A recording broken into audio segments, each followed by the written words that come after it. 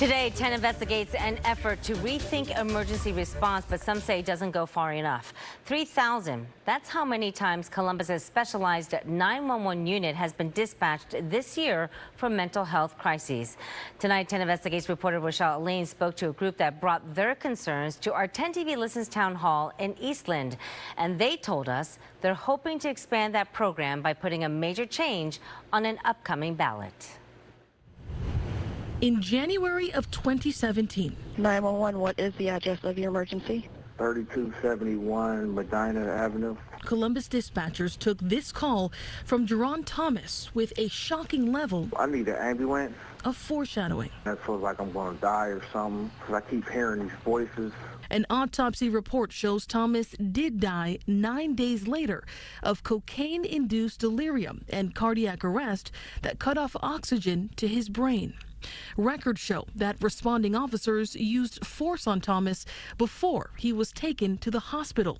Thomas's family doesn't agree with how things were handled, and they're now pushing for a different type of response to 911 calls like his. Hi. Thomas's sister, Chana Wiley, is a leader with the Columbus Safety Collective. They're working to gather the 25,000 signatures needed to put this petition on an upcoming ballot. We'd have a team of trained clinicians, peer supporters, social workers that can respond to these health crises. It would require the city to set aside $5 million by 2027 to create a community crisis response division. According to Wiley, they would provide a non-police response to low-level mental health and substance abuse calls.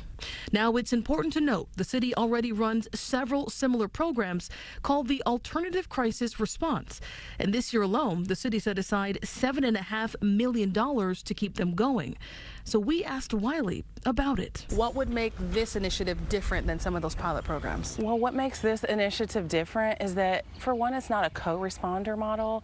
It is a model that is comprised of people and professionals that are specifically trained to respond to these types of calls, to provide resources. It would be open 24 hours a day, 7 days a week. But what do police think about this push?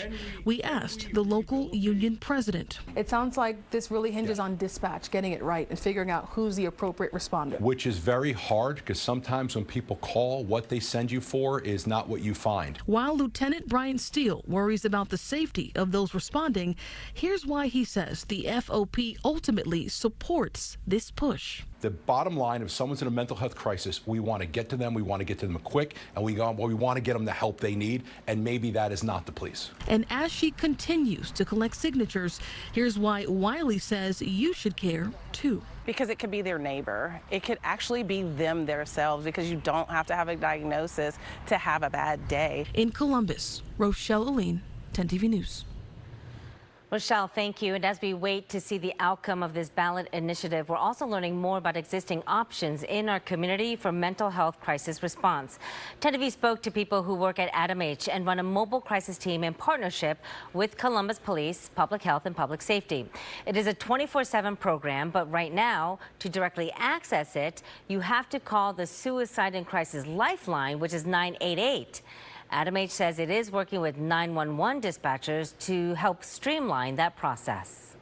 I anticipate that in the next 3 months, we will probably be seeing those warm handoffs from 911 to 988. Adam H is also set to open a behavioral health crisis facility later this summer. Just another resource where people can go if they need some help.